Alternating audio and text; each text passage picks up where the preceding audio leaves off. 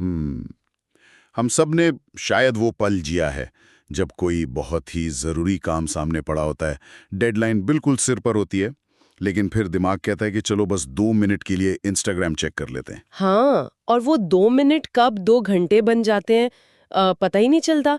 फिर हम खुद को कोसने लगते हैं कि हम कितने आलसी हैं। बिल्कुल, हमें लगता है कि हमारे अंदर कोई अनुशासन ही नहीं है। लेकिन आज हम जिस डीप डाइव में उतरने वाले हैं, वो एक बहुत ही कड़वा और हैरान करने वाला सच सामने लाता है। सच ये है कि समस्या आलस से नहीं है। सही कहा। समस्या ये है कि हमारा दिमाग पूरी तरह से हैक हो चुका है, और जब हम ध्यान भटकने और काम टालने की इस दुनिया में कदम रखते हैं ना, तो चीजें किसी एक्सरे रिपोर्ट की तरह साफ नहीं होती। हाँ, मतलब वहाँ कोई टूटी हुई हड्डी तो है नहीं जिसे देखकर कहा जा सके कि हाँ, यहाँ दिक्कत है। ये डायग्नोस्टिक रूप से एक बहुत ही धुंधला सा परिदृश्य है। एग्जैक्टली ये एक ऐसी सिचुएशन है जहाँ इंसान का अपना ही नर्वस सिस्टम उसके खिलाफ काम करने लगता है। ठीक है, तो आइए इस धुंधलेपन को गहराई से समझते हैं। आज हम थिबो मॉरिस की एक बेहतरीन किताब डोपामीन डिटॉक्स के ऑडियो बुक सारांश का विश्लेषण कर रहे हैं। हमारा मिशन बहुत स्पष्ट है। ये समझना कि आज की दुनिया में हम सबसे महत्वपूर्ण काम क्यों टालते हैं और कैसे हम अपने आसपास के डिस्ट्रैक्शंस को ख़त्म करके अपने दिमाग को मुश्किल काम करने के लिए दोबारा प्रशिक्षित कर सकते हैं। सही।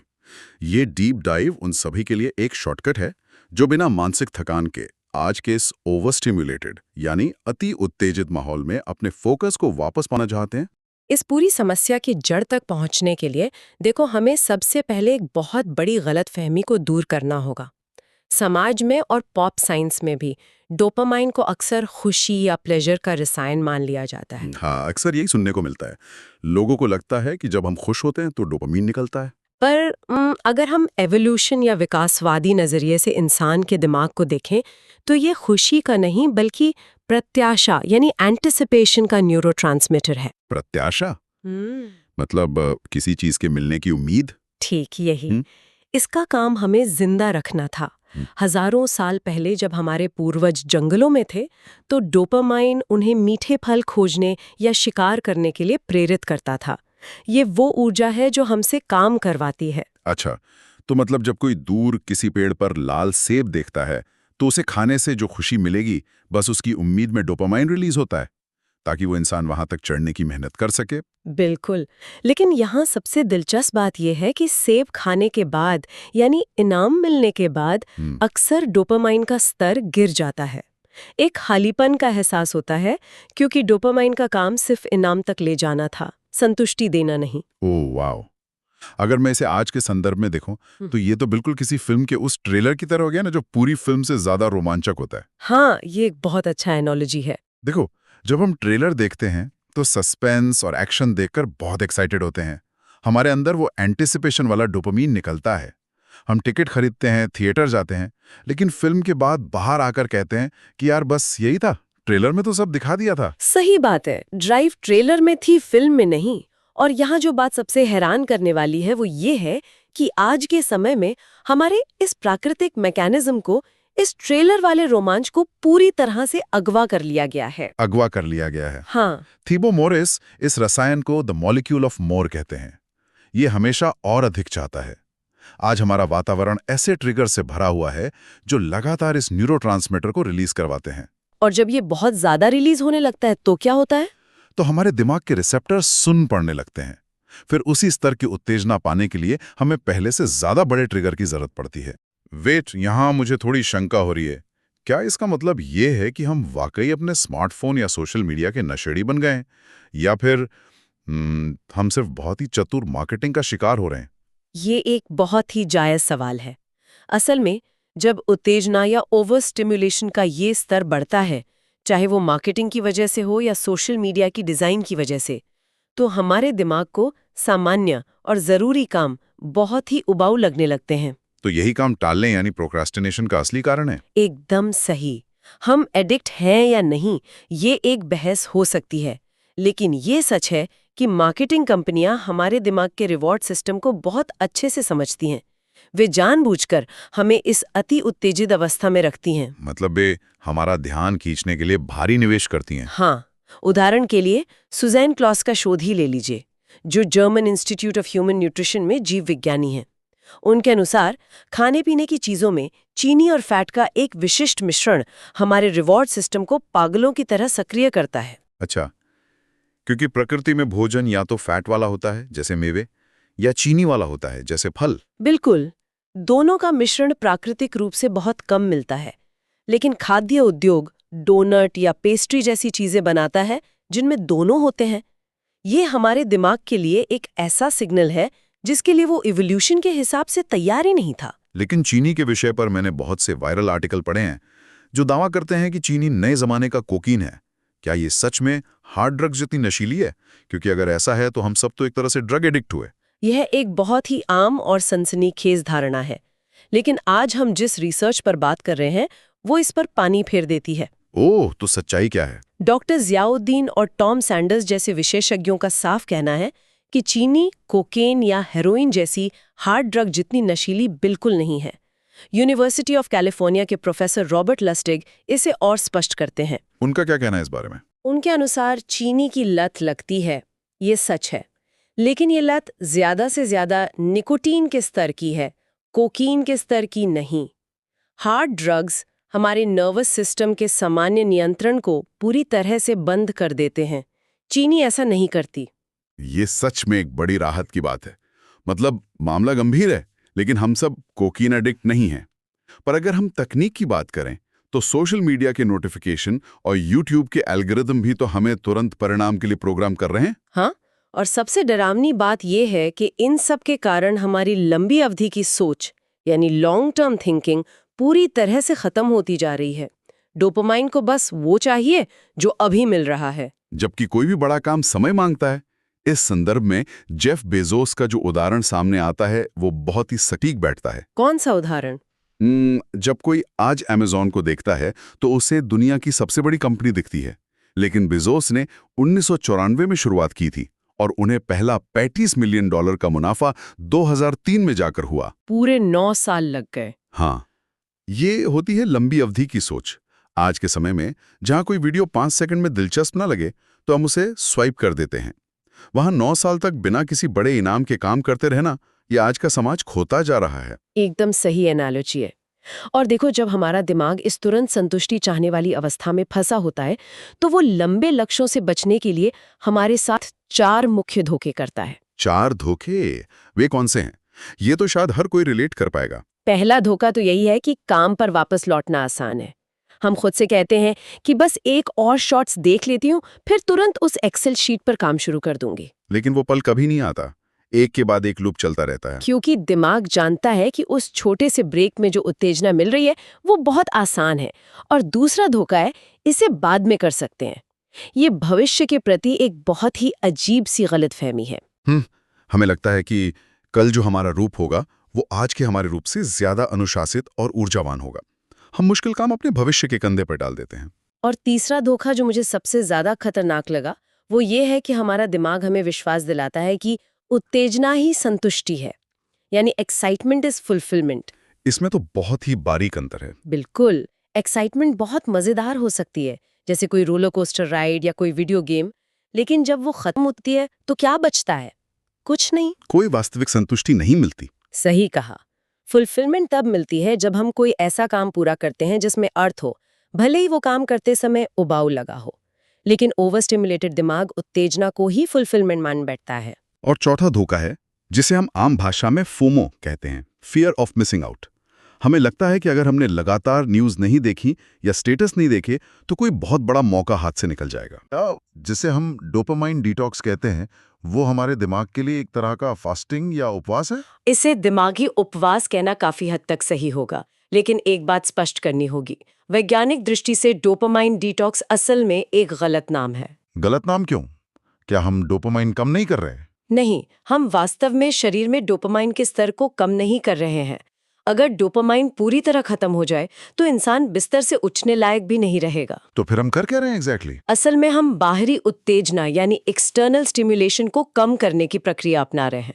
जब हम दिमाग को लगातार मिलने वाले उन हाई इंटेंसिटी सिग्नल्स को रोकते हैं तो हमारे रिसेप्टर्स की जो टॉलरेंस बहुत बढ़ गई थी वो वापस नॉर्मल स्तर पर आ जाती है, ताकि छोटी और सामान्य चीजों में फिर से खुशी मिलने लगे।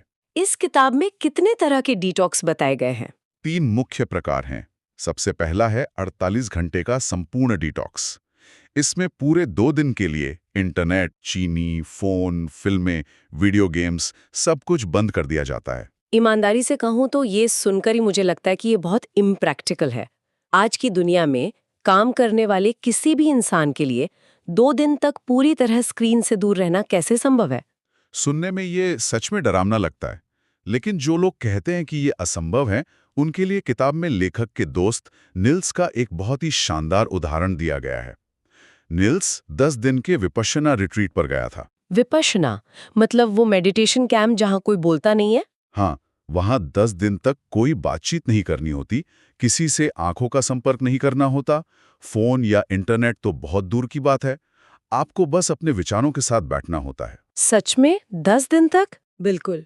जब कोई इंसान 10 दिन तक इस स्तर का मानसिक उपवास कर सकता है, तो उसकी तुलना में सप्ताहांत पर सिर्फ 48 घंटे का डिटॉक्स तो बहुत ही आसान लगने लगता है ना? ये सिर्फ नजरिए का खेल है। ये नजरिया तो कमाल का है। विपश्यना के सामने 48 घंटे सच में छोटे लगते हैं। पर जो लोग इतना कठोर कदम नहीं उठा सकते, उनके लिए क्या विकल्प है? उनके लिए दूसरा विकल्प है 24 घंटे का डिटॉक्स और तीसरा है आंशिक डिटॉक्स यानी पार्शियल डिटॉक्स। इसमें आपको एक साथ सब कुछ छोड़ने की जरूरत नहीं है, बस अपनी सबसे बड़ी लत को पहचानना है और सिर्फ उसे छोड़ना है। जैसे अगर किसी को YouTube देखने की बहुत बुरी लत है, तो वो बाकी सब सामान्य रखेगा, लेकिन 1 या 2 दिन के लिए सिर्फ YouTube पर बैन लगा देगा। ये मुझे सबसे ज्यादा व्यवहारिक लगा। सही कहा। आंशिक डिटॉक्स उन लोगों के लिए एक बेहतरीन शुरुआत है जो ओवर स्टिमुलेशन से बाहर आना चाहते हैं। लेकिन चाहे आप कोई भी डिटॉक्स चुनें, उसे लागू करने के लिए एक 3 कदम का अचूक तरीका है जो पूरी तरह से विज्ञान पर आधारित है। लेने के लिए कठोर अनुशासन चाहिए। लेकिन ये तरीका इंसान के प्राकृतिक आलस्य से लड़ने के बजाय उसी आलस्य को उसी के फायदे के लिए इस्तेमाल करता है। कैसे? इच्छा शक्ति एक सीमित संसाधन है, इसलिए पहला कदम है क्या कर सकते हैं और क्या नहीं। इसकी एक बहुत ही स्पष्ट सूची बनाना, कैन्स एंड कांट्स। डिटॉक्स शुरू करने से पहले ही ये लिखा होना चाहिए कि क्या चीजें प्रतिबंधित हैं। और दूसरा कदम मेरा पसंदीदा हिस्सा है। ये है बुरी आदतों के बीच घर्षण या फ्रिक्शन पैदा करना। इसे समझाने के लिए लेखक ने अपना ही एक मजेदार उदाहरण दिया है। हाँ, वो इंटरनेट मॉडेम वाला। बिल्कुल। जब उन्हें लगता था कि वे इंटरनेट पर बहुत समय बर्बाद कर रहे हैं, तो उन्होंने अपना मॉडेम निकाला और उसे 4 मंजिल नीचे एक स्टोर रूम में रख दिया। ये एक मास्टर स्ट्रोक है। पड़ता 4 मंजिल नीचे जाना पड़ता, स्टोर रूम की चाबी ढूंढकर 4 दरवाजे खोलने पड़ते। कुल मिलाकर उन्हें इंटरनेट तक पहुंचने के लिए 12 अलग-अलग फ्रिक्शन पॉइंट से गुजरना पड़ता। और हमारा दिमाग स्वभाव से ऊर्जा बचाने के लिए डिजाइन किया गया है। वो इतना आलसी है कि वो सोचेगा, छोड़ो यार, इतनी मेहनत कौन करेगा, सिर्फ एक वीडियो देखने के लिए। और इस तरह बुरी आदत छूट जाती है। यही फ्रिक्शन का विज्ञान है। इसके विपरीत अच्छी आदतों के लिए हमें रास्ते बहुत आसान बनाने चाहिए, यानी फ्रिक्शन को बिल्कुल शून्य कर देना चाहिए। अगर सुबह उठकर लिखना है तो अपना लैपटॉप और वर्ड डॉक्यूमेंट रात को ही खोलकर छोड़ दें, ताकि सुबह बस कुर्सी पर बैठते ही काम शुरू हो जाए। एकदम सटीक। और तीसरा कदम है एक स्पष्ट सुबह की दिनचर्या। डिटॉक्स को दिन की शुरुआत में ही लागू करना बहुत जरूरी है। की जाती है वो पूरे दिन की दिशा तय करती है, और यहीं पर ओपन सिस्टम्स और क्लोज सिस्टम्स का कॉन्सेप्ट आता है। ओपन सिस्टम्स के खतरे बहुत बड़े हैं। इंटरनेट, फेसबुक, ईमेल, ये सब ओपन सिस्टम है। इनकी कोई सीमा नहीं है। एक बार कोई इंसान इनमें घुसा तो वो लिंक दर लिंक क्लिक करता जाता है। इसकी जगह हमें क्लोज सिस्टम में काम करना चाहिए, जैसे कोई एक्सेल शीट या वर्ड डॉक्यूमेंट जहां कोई नोटिफिकेशन नहीं आते, जहां असली काम होता है। बिल्कुल। प्रसिद्ध लेखक स्टीवन किंग का उदाहरण यहाँ बहुत प्रेरणादायक है। वो हर दिन एक ही समय पर एक क्लोज्ड वातावरण में काम शुरू कर देते हैं, बिना प्रेरणा का इंतजार किए। और हमें भी 45 मिनट के गहन फोकस वाले ब्लॉक्स में काम करना चाहिए। ये सब सुनने में बहुत तार्किक लगता है, लेकिन एक जमीनी सच्चाई ये भी है कि हम सब इंसान हैं। अगर कोई ये डिटॉक्स शुरू करता है तो पुरानी आदतों में वापस लौटना, जिसे हम रिलैप्स कहते हैं, वो तो होगा ही ना। रिलैप्स होना पूरी तरह से सामान्य है। ये इंसान के व्यवहार का हिस्सा है, इसलिए खुद को कोसना या गिल्ट महसूस नहीं करना चाहिए। गिल्ट से और ज्यादा तनाव होता है। तो इससे बचने के लिए क्या करें? पहले से एक कंटिंजेंसी प्लान या आपातकालीन योजना तैयार रखनी चाहिए।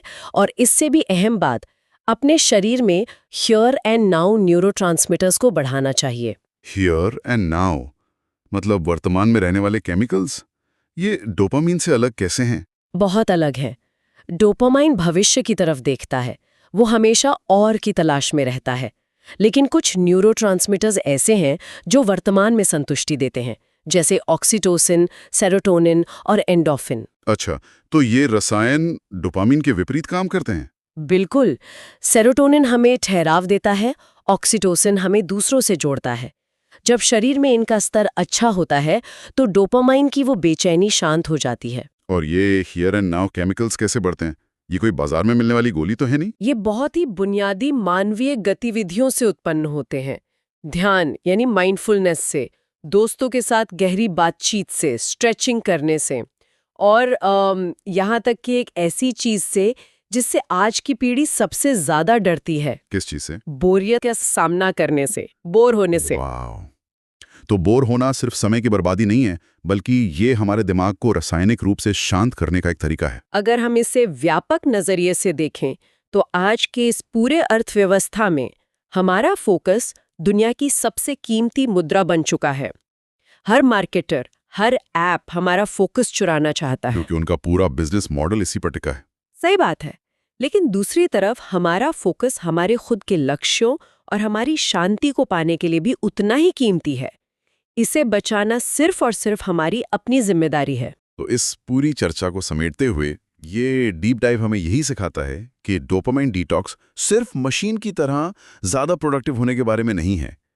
ये अपनी ऊर्जा को वापस हासिल करने और उसे उन चीजों पर लगाने के बारे में है जो वास्तव में मायने रखती हैं। और जब हम उस एक्सरे मशीन वाले धुंधले परिदृश्य पर वापस लौटते हैं जिससे हमने इस चर्चा की शुरुआत की थी, तो शायद ये डोपामाइन डिटॉक्स ही वो लेंस है जो उस धुंधलेपन को दूर करता है। बिल्कुल सही कहा। अब इस डीप डाइव को खत्म करने से पहले एक बहुत ही गहरा विचार है जिस पर सबको विचार करना चाहिए। हमने अभी थोड़ी देर पहले बोरियत को गले लगाने की बात की थी। हाँ, बोरियत का सामना करना। आज के समय में हम अक्सर बोरियत से बचने के लिए लगातार अपनी जेब से फोन निकालते हैं और स्क्रीन देखते रहते हैं। बस स्टैंड पर खड़े हैं तो फोन, लिफ्ट में हैं तो फोन। ये तो सबकी आदत बन चुकी है। लेकिन क्या कभी सोचा है कि ये बोरियत ही वो खाली कैनवस है जहां इंसानी दिमाग के सबसे महान और रचनात्मक विचार जन्म लेते हैं?